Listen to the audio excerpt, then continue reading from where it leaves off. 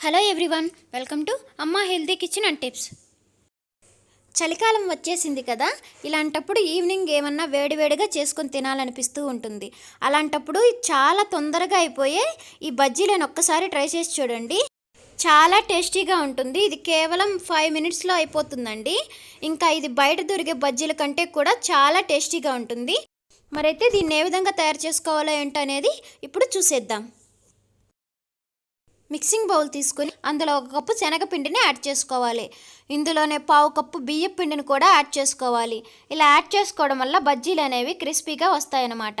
ఇప్పుడు ఇందులోనే 1 table spoon కారం, తగినంత సాల్టు, కొద్దిగా వాముని కూడా యాడ్ చేసుకొని తగినన్ని వాటర్ వేసుకొని మరీ లూజ్గా కాకుండా కొద్దిగా థిక్గా కలుపుకోవాలి.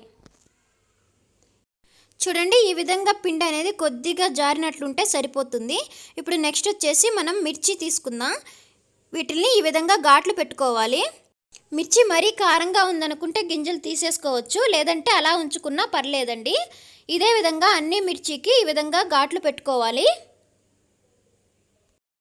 ఈ విధంగా అన్నీ పెట్టేసుకున్న తర్వాత ఇప్పుడు మనం కొద్దిగా చింతపండును గుజ్జుని తీసుకోవాలి. ఇందులో 1 టేబుల్ స్పూన్ వాము, కొద్దిగా సోడా ఉప్పు యాడ్ చేసుకోవాలి. ఇప్పుడు వీటన్నిటిని బాగా కలిపేసి ఈ చింతపండును గుజ్జుని మనం కట్ చేసుకున్నాం కదా ఈ మిర్చి లోపల కొద్దిగా యాడ్ చేసుకోవాలి.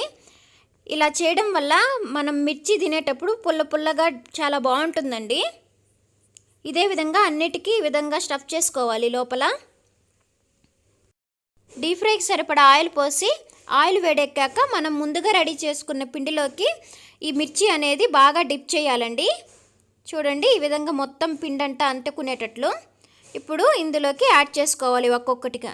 ఇదే విధంగా అన్నిటినీ ఇలాగే బాగా డిప్ చేసుకోవాలండి, పిండి అంతా బాగా పట్టేటట్లు. ఈ విధంగా మొత్తం వేశాక ఇప్పుడు మంటని మీడియం ఫ్లేమ్లో పెట్టుకొని 2 వైపులా బాగా ఫ్రై చేసుకోవాలి. ఇలా చేయడం వల్ల బజ్జీ అనేది బాగా ఫ్రై అవుతుంది. ఇవి కొంచెం గోల్డెన్ బ్రౌన్ కలర్ వచ్చాక మనం తీసేసుకొని సర్వ్ చేసుకోవడమే అండి. చూస్తూ ఉంటేనే నోరు ఊరిపోతుందండి. ఇంకా తిన్నారంటే టేస్ట్ అదిరిపోతుంది.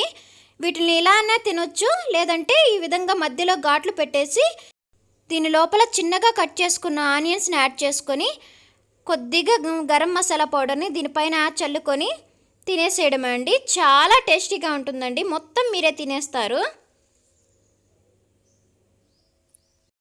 మరైతే ఈ రెసిపీ మీకు నచ్చినట్లయితే ప్లీజ్ లైక్ చేసి సబ్స్క్రైబ్ చేసుకోండి.